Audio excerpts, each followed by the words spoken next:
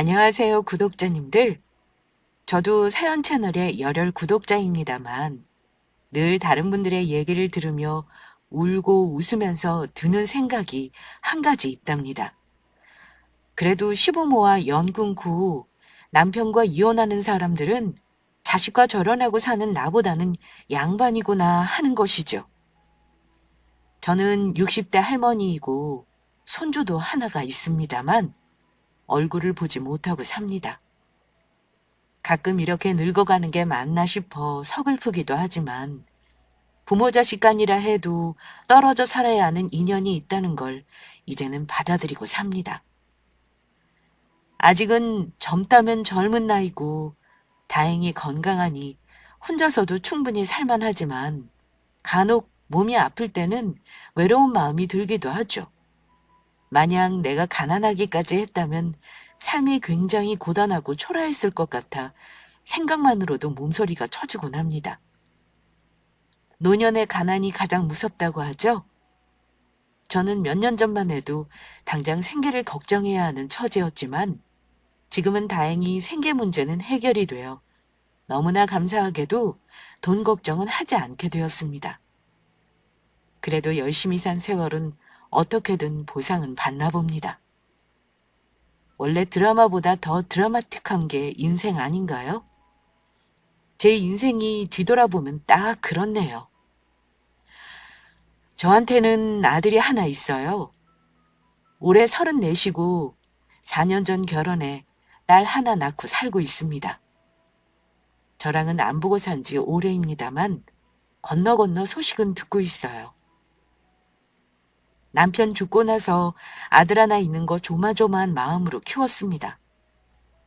남편은 우리 아들이 고등학생일 때 암 선고받고 2년간 투병하다 고생만 하고 세상을 떠났네요. 아들이 고등학교 졸업하고 재수할 때 그렇게 되었으니 대학 입학하는 거, 군대 가는 걸 다 못 봤어요. 남편은 진작에 본인이 가망 없다는 거 알고 나서는 편하게 죽고 싶다고 항암도 다 중지하고 집에서 통증만 조절하다가 마지막 한 달은 호스피스에서 평안히 보냈습니다. 그나마 다행인 건 짧았지만 남편과 이별을 준비할 시간이 있었다는 것이죠. 남편이 아프니 아들도 방황을 끝내고 아빠와 종종 시간을 보내더군요. 다행히 남편이 대기업을 다녔어서 퇴직금을 비롯해 보험료며 돈이 나와서 당장 굶을 걱정은 없었습니다만 제가 돈벌이를 해야 아들 대학도 보내고 생계를 이어나갈 수 있는 형편이었습니다. 남편은 자기 몸 아프면서도 오직 저와 아들 걱정뿐이던 사람이었습니다. 당신 세상 물정도 모르는데 나 없으면 우리 정훈이랑 어찌 살 거야? 대학교 가면 학비 때문에 당신 힘들어질 거야. 내가 이렇게 갈 줄 알았으면 돈이라도 많이 벌어놨어야 하는 건데 내가 당신한테 너무 큰 짐을 주고 가는 것 같아서 미안해. 당신은 그런 말 할 게 아니라 얼른 낫겠다는 생각을 해야죠. 아직은 당신이 할 일이 많으니까 그런 약한 소리 말고 얼른 나을 생각을 해요. 남편은 자기 몸이 아프면서도 자기 죽고 난 뒤에 혹여 제가 힘들게 살까봐 이런저런 궁리를 많이 하는 듯 보였습니다. 얼마 안 되는 재산이지만 내가 문제없이 다 정리해주고 갈 거야. 근데 이거 하나는 꼭 명심해. 여보, 아무리 아들이 중해도 나중에 죽기 전까지는 절대 모든 재산 다 넘기지 말어. 자식 마음이랑 부모 마음은 다른 법이야. 내가 정훈이한테 아빠 없으면 네가 엄마 지켜야 한다고 신신당부를 했어. 근데 당신 알다시피 우리 정훈이가 외동이라 그런가 조금 이기적인 구석이 있는 게 걱정이네. 우리 정훈이가 불효자는 아니지만 그래도 사람 일 모르는 거니 혹시나 해서 정훈이랑 약속한 게 있거든. 내가 이거 줄 테니 잘 보관하고 있어. 그러더니만 저에게 상자 하나를 건넸습니다. 정훈이랑 무슨 약속을 해?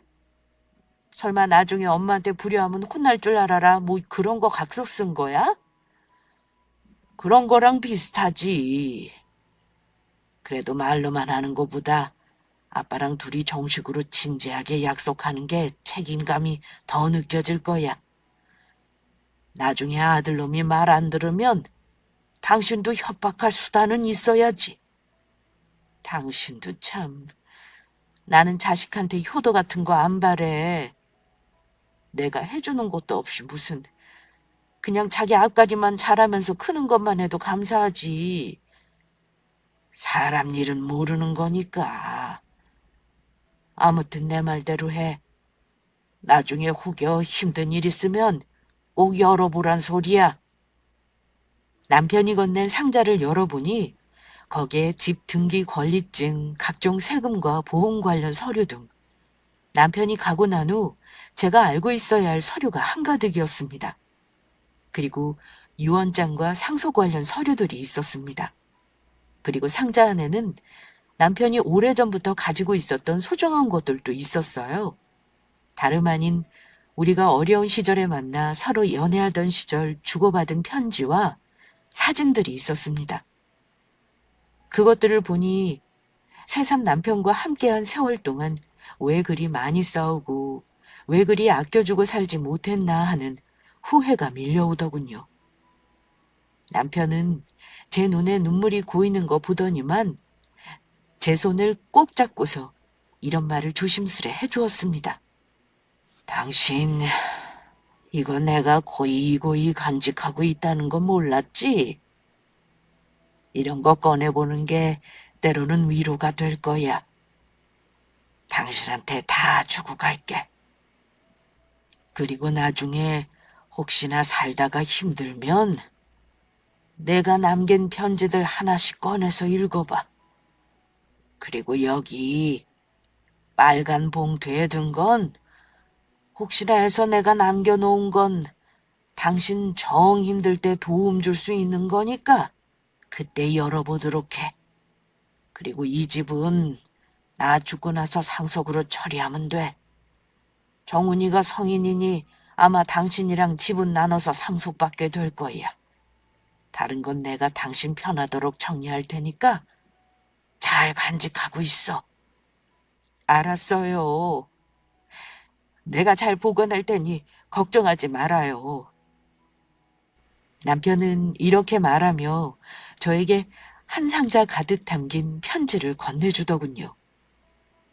남편의 마음이 고맙기도 하고 또 한창 나이에 이렇게 죽음을 준비해야 하는 게 한없이 불쌍하게 느껴져 얼마나 울었는지 모릅니다.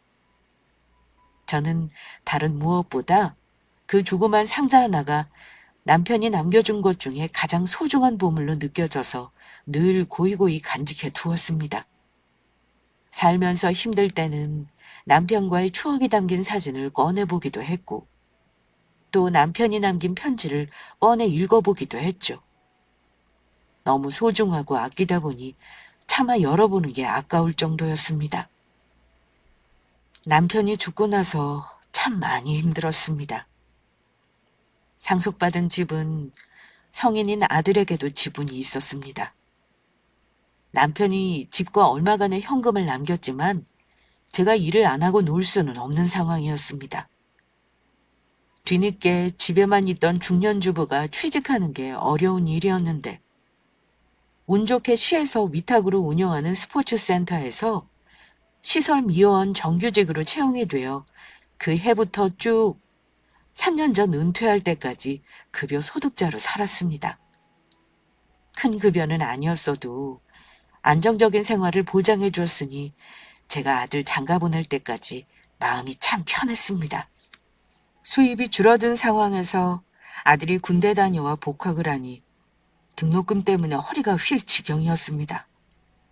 비싼 등록금 때문에 4학기 정도는 어쩔 수 없이 학자금 대출을 받았는데 아들이 나중에 졸업하고 나서 직장에 취직하고 난 이후까지 한동안 갚느라고 애를 많이 썼죠.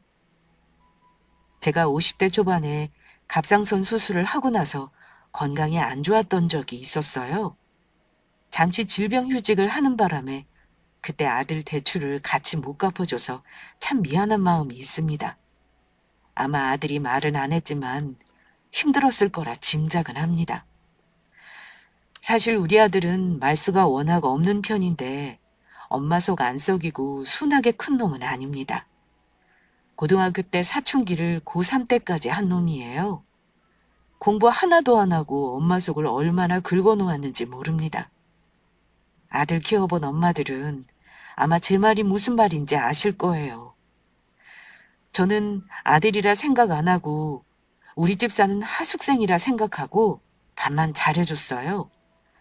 사소한 잔소리라도 하는 순간 집을 뛰쳐나갈 것처럼 행동했던 놈이라 하루하루 얼마나 가슴을 졸이며 살았는지. 그 시절에 우리 아들이 툭 하면 하는 말이 엄마, 제발 내가 알아서 할 테니까 아무 말도 하지 마. 나 좀 내버려둬. 엄마가 뭘 알아? 이런 말이었습니다. 너 엄마한테 왜 그리 버르장머리가 없니? 아빠 아파서 엄마 힘든데 너까지 이렇게 엄마 속상하게 할 거니? 아빠 아픈 게 내 책임은 아니잖아. 엄마가 잔소리하면 공부하는 거 더 싫으니까 그냥 아무 말 하지 말라고. 한창 공부해야 하는 고등학생일 때 남편의 암투병은 아들에게도 큰 상처였을 겁니다. 하지만 그 정도 나이면 집안의 우환도 이해할 만한 나이 아닌가요? 저도 힘들다 보니 아들을 많이 혼내기도 했고 아들도 저에게 화풀이를 많이 하긴 했습니다. 아픈 남편이지만 중간에서 아들과 저 사이를 중재하는 사람이 있고 없고 차이는 참 크더군요. 아들이 한 번씩 저러고 히스테리를 부릴 때면 저는 조용히 입을 닫고 아들을 기다려주는 것밖에 할 수 있는 게 없었죠.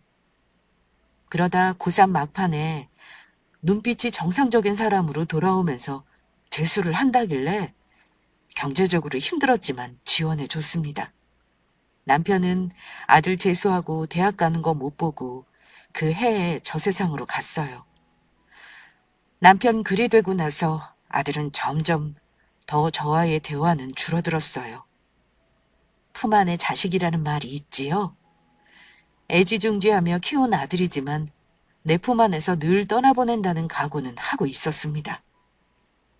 알아서 자기 앞가림하고 사회의 한 몫을 하는 사람으로 키워내는 게 저의 목표였으니까요. 세월은 참 덧없이 흐르더군요. 어느덧 저는 퇴직을 앞둔 나이가 되었고 아들도 어엿한 사회인이 되었습니다. 우리 아들이 며느리 만난 게 아마 대학 졸업하고 나서 공공기관에 첫 취직을 하고 나서였을 겁니다. 저에게 애인이 있다는 말은 결혼할 때 돼서야 해서 저도 언제부터 만난 건지 확실히는 몰라요. 그런데 만난 그 아가씨가 하필 아주 대단한 집 딸이었습니다.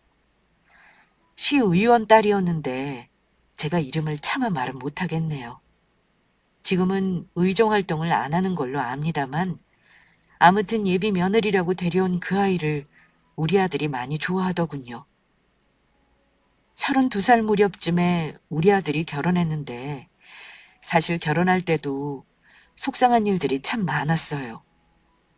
예비 며느리가 인사로 왔을 때는 말수도 적고 묻는 말에 대답도 잘하길래 그저 우리 아들이랑 잘 맞는 아이인 줄만 알았는데요. 인사하고 나서 이상하게 상견례를 하자거나 결혼에 대해 가타부타 말이 없길래 제가 참다 궁금해서 물었습니다. 종은아, 너 결혼을 하는 거니 마는 거니? 엄마가 너 결혼하면 다른 건 몰라도 전세 보증금은 좀 보태주려고 하는데 여자친구랑 얘기해봤어? 어찌 결혼하겠다고 인사까지 해놓고는 아무 말이 없어. 엄마가 계속 기다려도 말이 없길래 물어보는 거야. 혹시 너희 둘 사이 무슨 일 있는 거 아니지? 그런데 아들이 주저주저 하더니만 한다는 말이 이랬습니다. 엄마, 나 할 말 있어요. 사실 은영이가 나랑 결혼하는 거 걱정을 많이 하더라고요. 지난번에 인사하고 나서 자기는 홀어머니 있는 아들이랑 결혼할 생각이 없다면서 자꾸 망설이는 것 같아요. 내가 집 해갈 만한 능력이 있는 것도 아니고 아직 돈도 많이 못 모아서 그런가 걔네 집에서 나 반대하나 봐요. 뭐? 혹시 엄마가 그날 뭐 실수한 거 있었니? 혹시 부담 줄까 봐 쓸데없는 거 하나도 안 물어봤는데. 내가 설마 하니 결혼해서 니들이랑 같이 살겠다는 것도 아니잖아. 걱정하는 거 이해 못하는 건 아니지만 네가 홀어머니라고 그쪽 부모가 우리 만나보지도 않겠다고 하는 거면 너도 굳이 매달리지 말어. 처음부터 이러면 결혼이 힘들어지는 거야. 축복받고 환영받는 결혼을 해야 탈이 없는 거고. 결혼 급할 거 뭐 있니?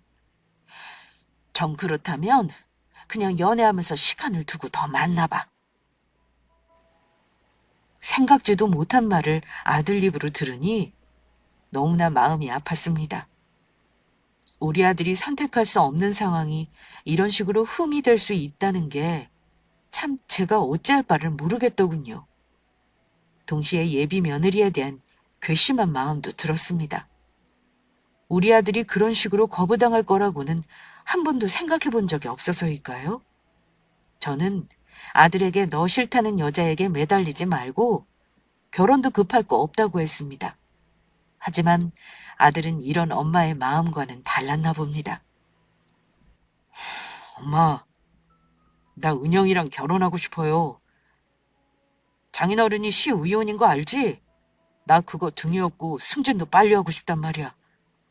그리고 솔직히 내가 좀 꾸리고 싶은 마음이 커요. 엄마 알잖아요.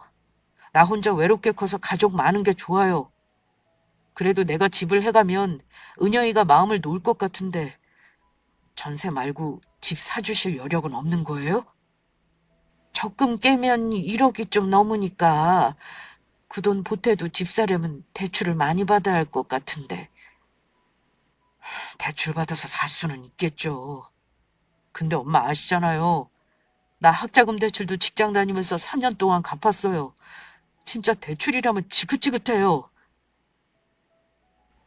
아들은 오래 연애한 여자와 헤어지고 싶어 하지 않았습니다. 다 크고 나서는 생전 저에게 이런 요구를 한 적 없는 아들인데 결혼하고 싶은 여자가 있으니 마음이 급해 보였어요. 그러면서 저에게 집을 해달라는 말을 하는데 저도 생각이 많아지더군요. 결혼하면서 빚을 지고 싶어 하지 않는 아들 마음도 이해는 갔습니다. 살던 집은 저에게 의미가 큰 집이었습니다. 많이 올랐기도 했고 먼 훗날 언젠가는 아들에게 물려주려고 했지만 일찍 팔 생각은 없었습니다. 그런데 아들이 원하니 어쩌겠나요? 남편에게 상속받은 그 아파트는 제 지분이 더 많았는데요. 아들은 매매 편의를 위해 자기가 제 지분을 미리 증여받기를 원해서 고민 끝에 제 지분을 증여해 주었습니다. 제가 살 집을 마련하려면 집을 매매해서 전세라도 얻어야 했기에 결국 집을 6억에 팔았고 아들은 5억대 아파트를 집 한 돈을 보태 대출 끼고 마련했습니다. 그리고 1억 남짓으로는 제가 전세를 따로 얻어 들어가게 되었습니다. 동생은 저에게 아들에게 집 주는 걸 미련한 짓이라고 했고 아들에게 엄마 집 팔게 하는 거 잘못 생각하는 거라고 혼내기도 했어요. 그래도 부모는 자식이 원하는 대로 해주게 되는 것 같습니다. 그렇게 집까지 팔아 결혼시켰더니만 결혼하고 나서 아들은 자기 마누라에게 정말 잡혀 살면서 전혀 낯선 사람이 되어버리더군요. 집이 먼 거리도 아니었는데 잘 찾아오지도 않았을 뿐더러 제가 간혹 불러서 밥을 해주려 해도 자기 와이프가 싫어한다며 마다하곤 했습니다. 엄마, 우리 와이프가 불편하대. 나중에 나만 잠깐 들리던지 할게요. 그래도 한 달에 한 번 같이 밥이라도 먹으면서 얼굴을 보고 살아야지. 새아가가 여기 오는 거 싫다 그러는 거니? 솔직히 시어머니가 편하지만은 않겠죠. 암튼 엄마, 한 달에 한 번은 너무 많아요. 집사람이 명절이랑 생신이랑 어버이날에만 며느리돌이 하겠다고 이미 결혼 전에 얘기했어요.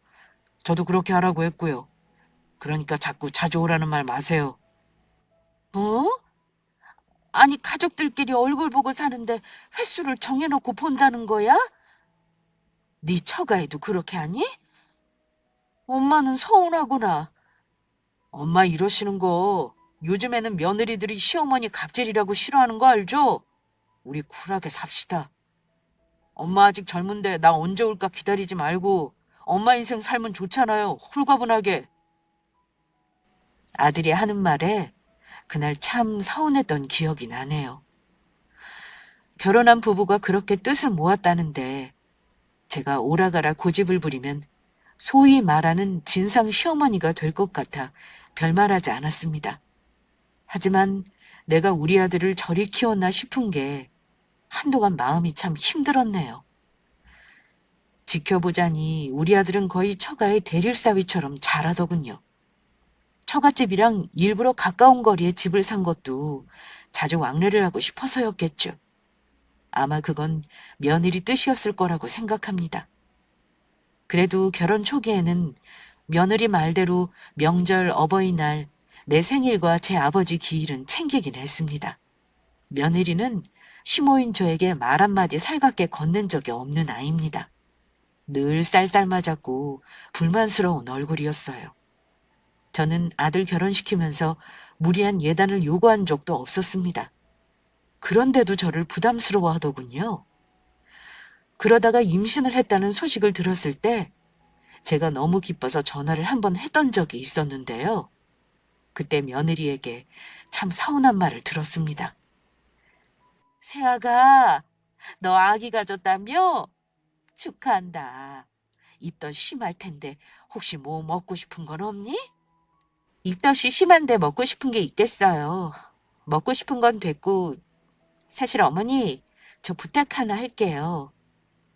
부탁? 그래. 내가 들어줄 수 있는 거 다 들어줄 테니까 말해봐.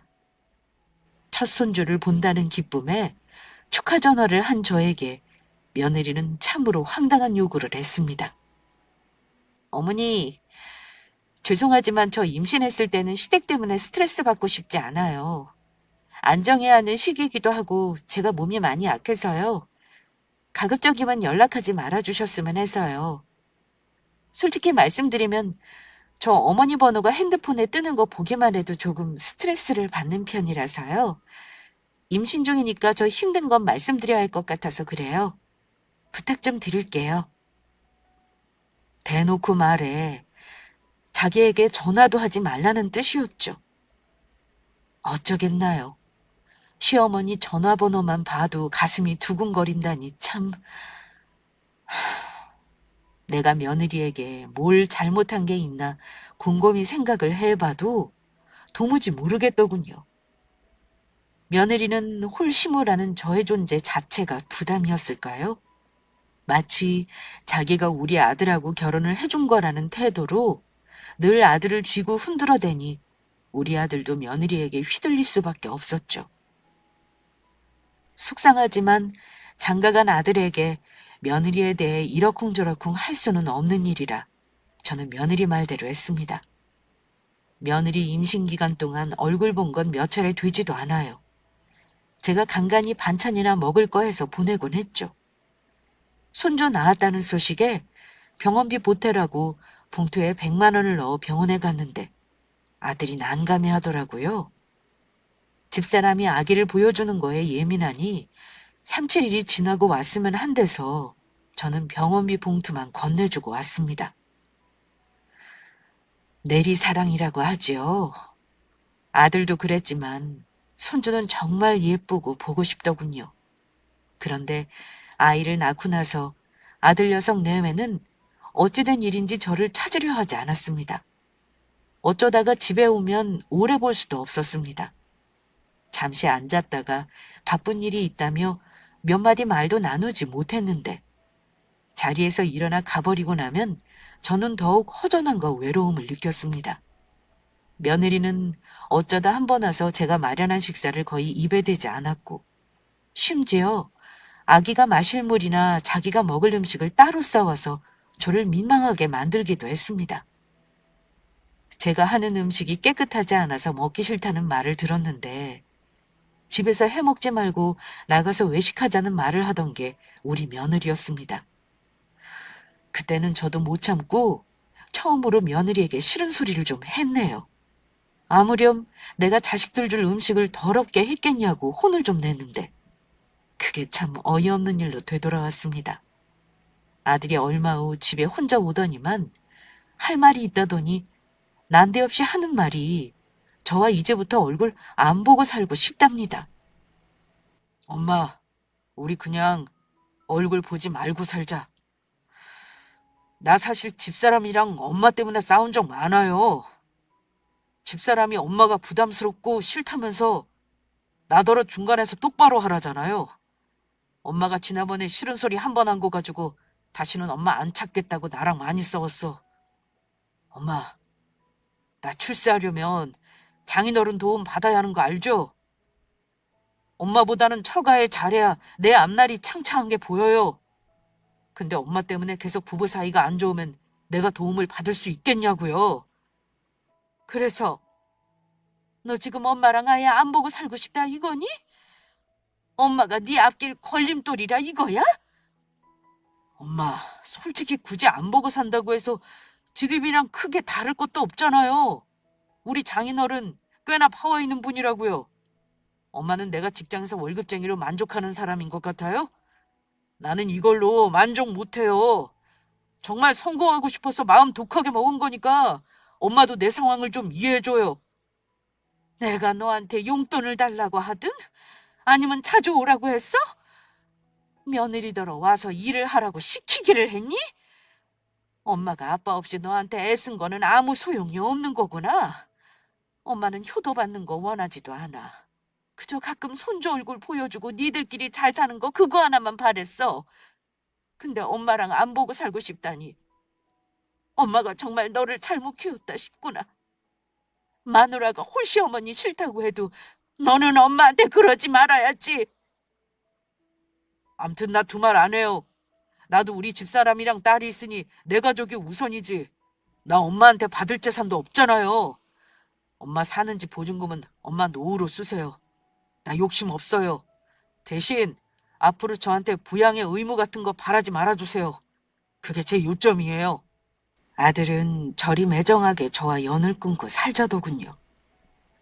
처가에게 잘 보여야 출세할 수 있다고 제가 걸림돌이라는데 어쩌겠나요. 그냥 하는 소리인 줄 알고 며칠을 보냈고 아들 전화를 기다리며 한 달, 그리고 또 한 달. 이렇게 몇 달을 흘렀지만 아들은 전화 한 통이 없었습니다. 나중에는 하염없이 서글프고 슬프더군요.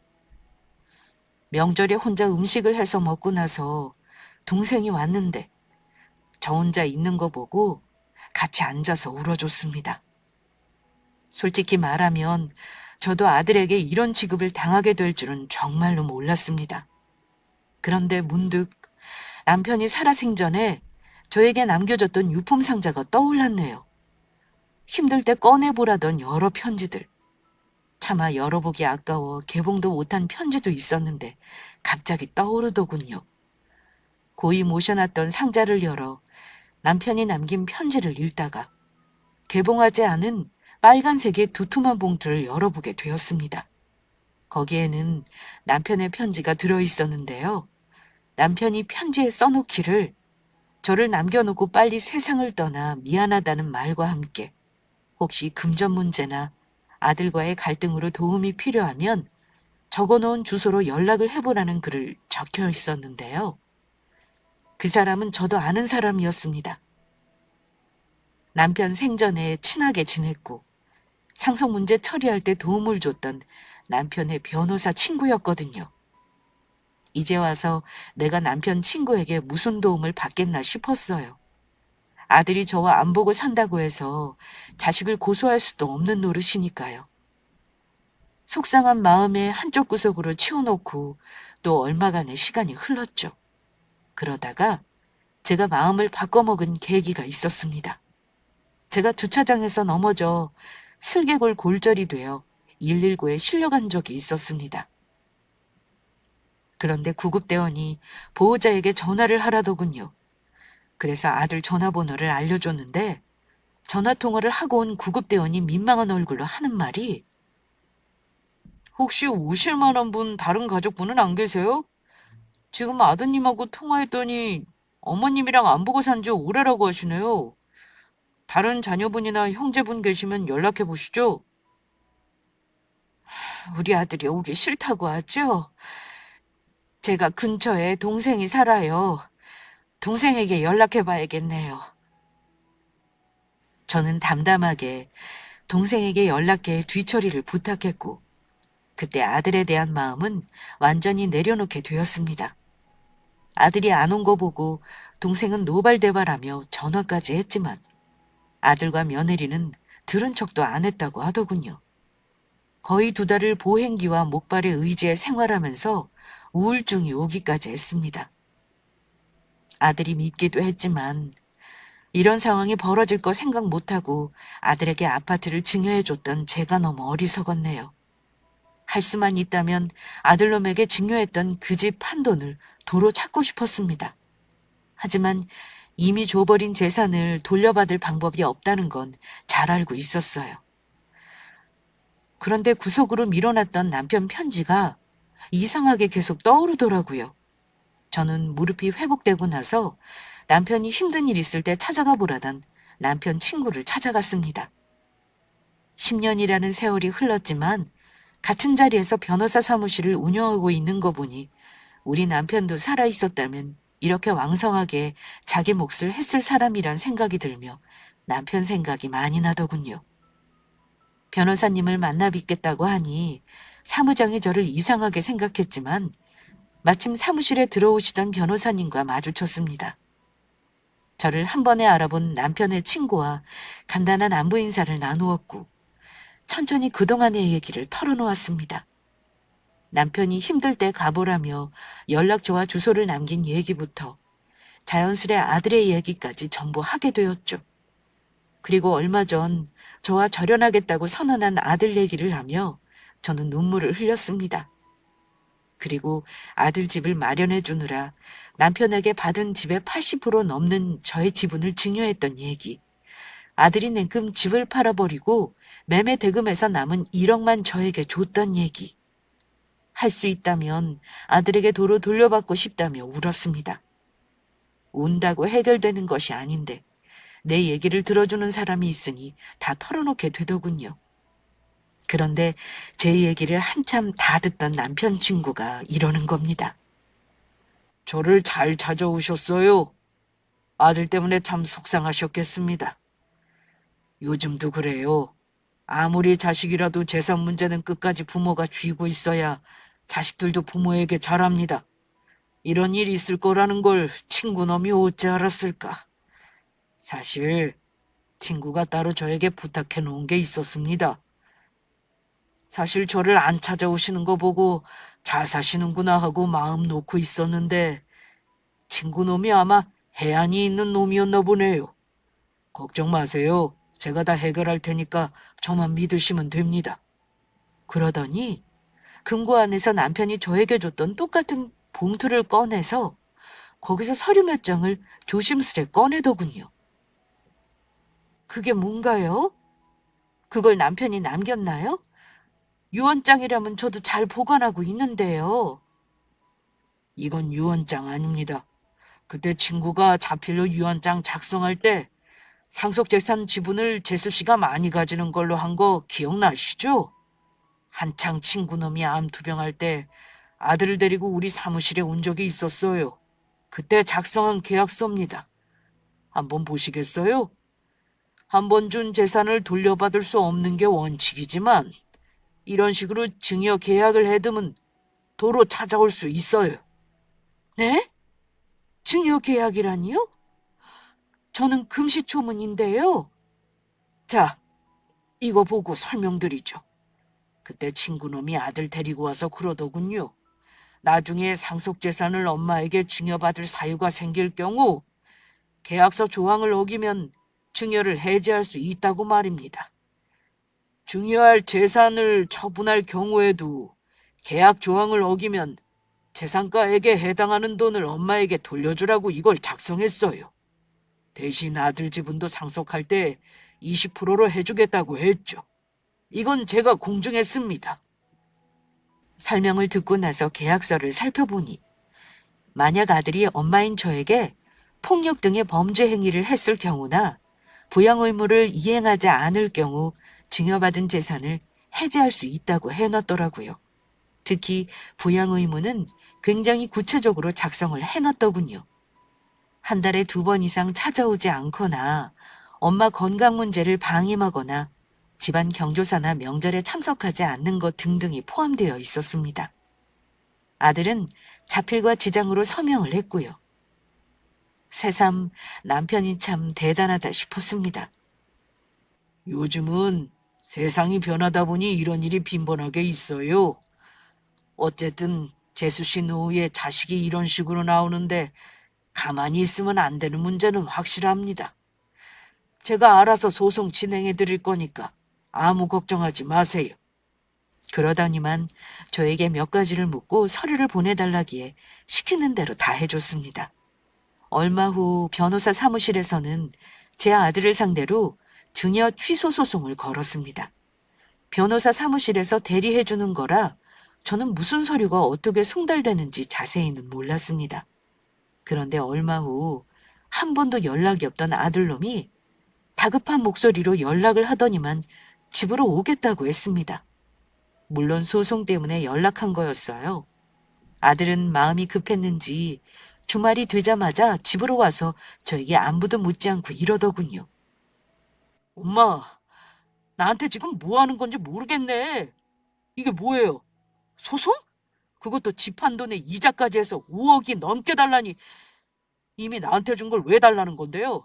빨리 소송 취하해줘요. 우리 집 지금 발칵 뒤집혔다고요. 너는 2년 만에 엄마 파놓고서 잘 지냈냐 먼저 물어보는 게 어렵니?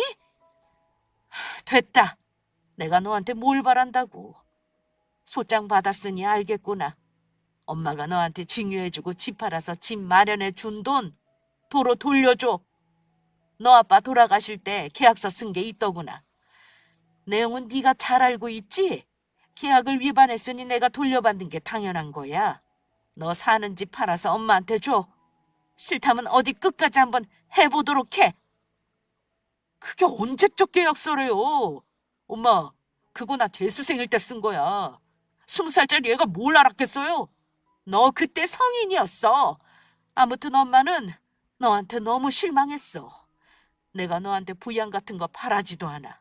노년에 자식한테 재산 다 빨리고 가난하게 사는 게 무슨 소용인가 싶더구나. 엄마는 법대로 할 거야. 무슨 말인지 알아들었으면 돌아가. 저에게 미안하다는 말 한마디만 진심으로 했다면 저는 소송 취하를 고려했을지도 모릅니다. 하지만 아들은 여전히 이기적이었고 아나무인이기까지 했습니다. 소송은 1년 넘게 진행이 되었고 결론부터 말씀드리면 제가 승소했습니다. 저는 강제 집행 권한을 얻어 아들놈 재산을 압류할 준비도 마쳤습니다. 바로 지급 명령까지 신청해 아들에게 보내버렸어요. 그리고 재산 명시 신청까지 했습니다. 아들은 그때까지도 설마 했던 것 같습니다. 그런데 지급 명령이 송달되고 나서 놀랐던가 봅니다. 홀 시어머니라 제가 싫다 하던 며느리와 같이 저에게 찾아와서는 무릎까지 꿇어가며 사과하더군요.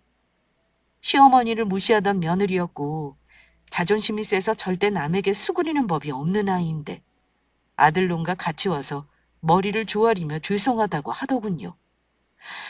어머니, 그동안 저희가 철이 없었어요. 제발 용서해 주세요. 정말 저희한테 돈 돌려받으실 건 아니시죠? 우리 딸 얼굴 보신 지 오래되셨잖아요. 이쯤 했으면 저희 다 알아들었어요. 이제 그만하시고 예전처럼 우리 왕래하면서 살아요. 네? 엄마, 이 사람 말이 맞아요. 저도 지난번에 엄마 찾아와서 못되게 군 거 사과할게요. 엄마 정말 돈 내놓으라는 거 아니고 나 혼내주려고 이러시는 거 다 알아요. 엄마, 이제 시간도 많이 지났고 이 사람이나 나나 정말 엄마께 못한 거 후회하고 있으니까 이제 그만하세요.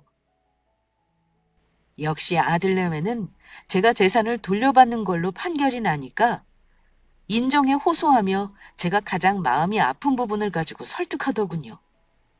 앞으로는 손녀딸도 보고 살자며 말입니다. 하지만 저는 이제야말로 아들이랑 완전히 이별해야겠다 싶었습니다. 이제는 안 보고 사는 게 서로에게 낫겠다는 마음이 들었어요. 이제와 없던 일로 할 거였으면 시작도 안 했다. 소송 결과대로 할 거니까 니들이 엄마 돈 다시 돌려주는 거 방법 잘 찾아봐라.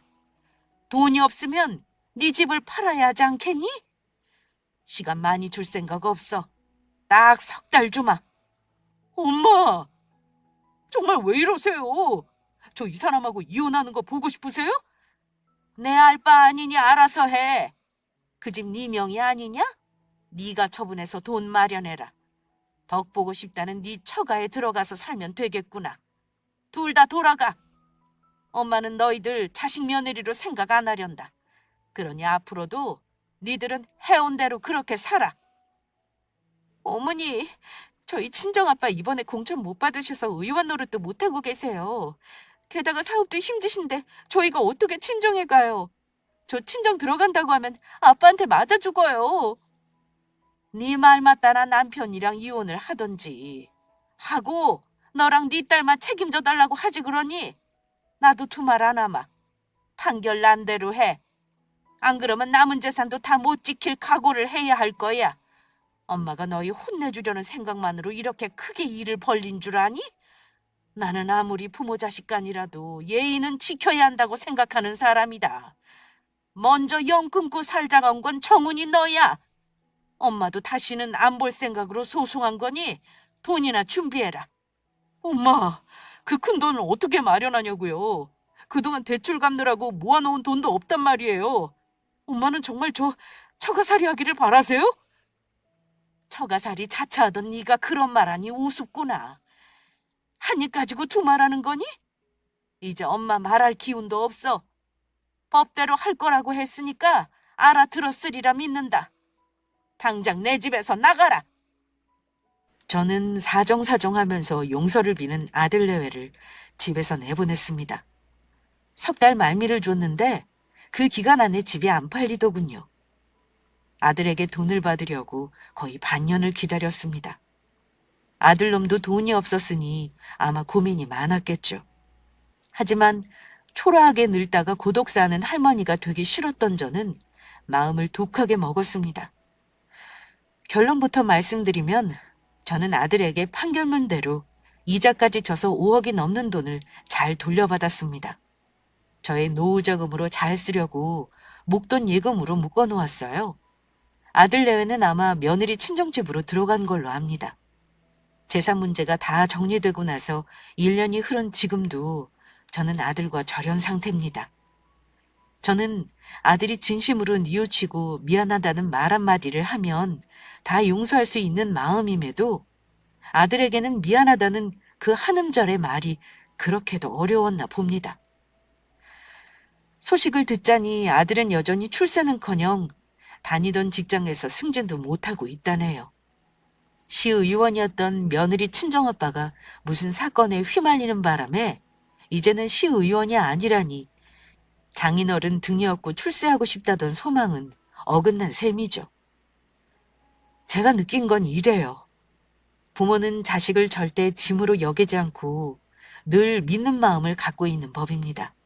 하지만 자식들은 하나밖에 없는 부모를 무거운 짐처럼 여기고 배반을 해도 가책을 전혀 느끼지 않는다는 겁니다.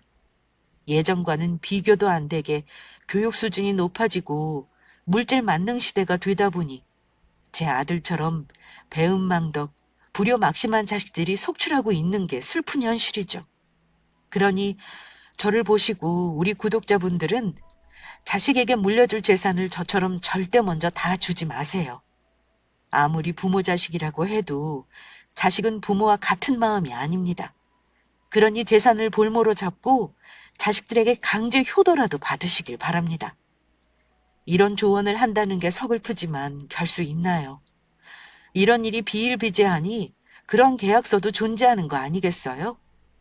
저의 이야기는 재미로만 들으시고 우리 구독자분들에게는 절대 이런 일이 없길 바라겠습니다. 부끄러운 저의 사연은 여기까지 하겠습니다. 들어주신 모든 분들께 감사드립니다.